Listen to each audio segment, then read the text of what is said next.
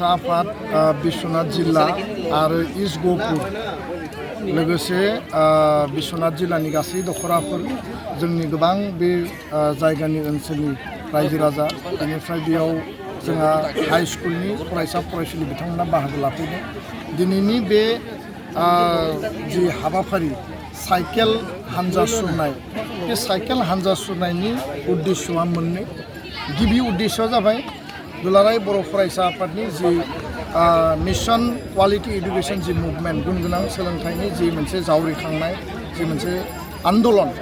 आरो गुबुन मोनसेया जाहैबाय जे समाजाव दिनै समाज बेरेखा एन्टि ससियेल जिखिनि एक्टिभिटि ड्राग्स माने हिउमेन ट्राफिकिं मानसि लांखारनाय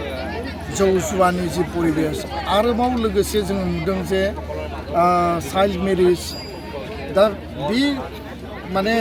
आइजोफोरनि सायाव बा हिन्जावसाफोरनि सायाव जे मोनसे अयनाय रेप आरो मार्डार इन्सिडेन्ट बे गासिखौबो जों जाहाथे गैया खालामनो हायो दा बेखायनो गुन गोनां सोलोंथाइनि मावथांखि 2005-06निफ्राय एबसु आरम्भ खालामदों जों जथेस्थ' साक्सेस माखासे जोङो माने बेयाव मोननो हादों किन्तु बेखिनियानो साफिसियेन्ट नङा दिनै डाक्टार इन्जिनियार ओंखाराखैमोन प्रफेसारनि संख्या खममोन उकिलनि संख्या खममोन IAS IPSनि संख्या खममोन ACS APSनि संख्या खममोन इभेन जोंनियाव नर्मेल माने हिउमेन रिसोर्स जायफोरा माने गावनि जिउखौ दैदेननो हायो अकल माने नोङो केरियार माने दिगखौल' नङाबासिनो गुबुन गुबुन दिगजों स्पर्ट्स कालचार बे समाजखौ गोग्गो इक'नमिकेलि साउन्ड खालामनो थाखाय जोंनि हारिनि साफ्रोमबो व्यक्तिखौ मोजां जिउ दाना होनांगौनि आरो बे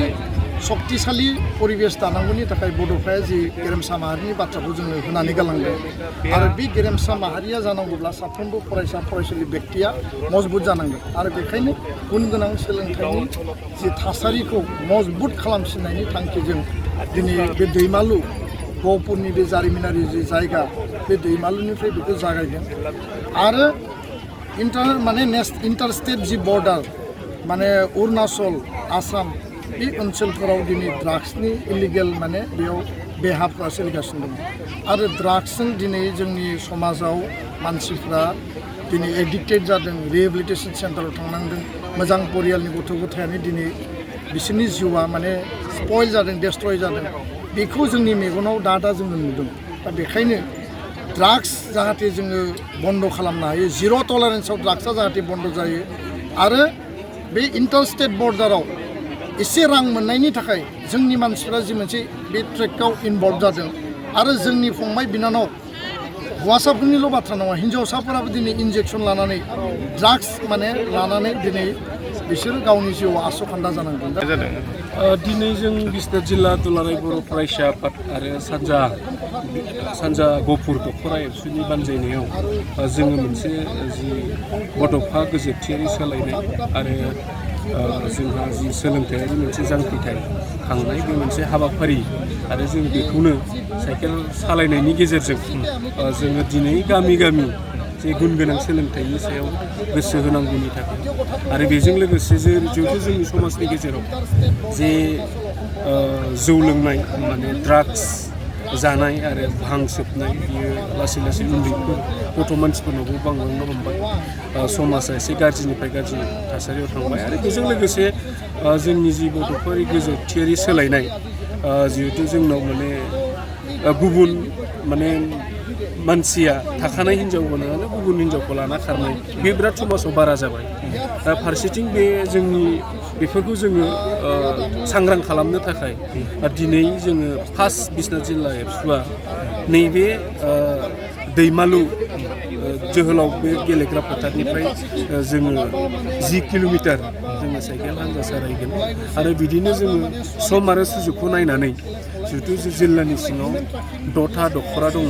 जोङो सालायनायनि थाखाय थि खालामदों फैगौ जों 16 तारिखआव सोनाब गहपुर दखरा एबसुनिफ्राय जों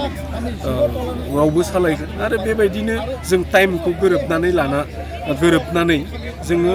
दखरानि मोनफ्रोमबो जायगायाव रायजो राजानि गेजेराव जों साइकेल सालायनानै जि समाजनि गेजेराव सांग्रां लाबोनाय बे हाबाफारिखौ जोङो नोजोर होनानै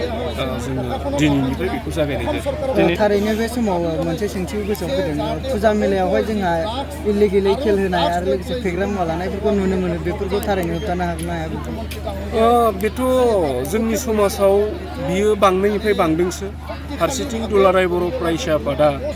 जे जोङो बेखौ होबथाबोबाय थादों जेब्लायबो नाथाय जोंनियाव समाजाव ओरैबायदि मानसि दङ माने जाय बाथ्राफोरखौ दुलाराय बर' फरायसा आफादा बा एबसुनि सेंग्राफ्रा जेब्लानो जोंनि माखासे मानसि व्यक्तिफोरखौ बादा होदों बेयाव बांसिनसो जों खालामनाय नुयो बेनिखायनो जों खावलायनो सानदों बिथांमोन बायदि बेबायदि जायफ्रा बेबायदि गाज्रि बेसाद जों सोमोन्दो थायो बैफोर सुबुंफ्राबो जिहेतु गावसिनि गथ' गथायाबो दङ मोनसे समाव गावसिनि गथ' गथायाबो जुदि बे लामायाव जुदि थाङोबा बेबायदि माने ड्राग्स एडिक्टेड जायोबा बा बेबायदि गाज्रि मानसि जायोबा बिथांमोना माबायदि जागोन बेनिखायनो आं खावलायनो सानो दुलाराय बर' फरायसा आफाद आरो बिश्वनाथ जिल्लानि जानानै जेन बैबायदि व्यक्ति बिथांमोना जेन समाजनि बाथ्रा आरो इयुन फिउचारखौ गोग्गो समाज दानायनि बाथ्राफोरखौ बुजिनानै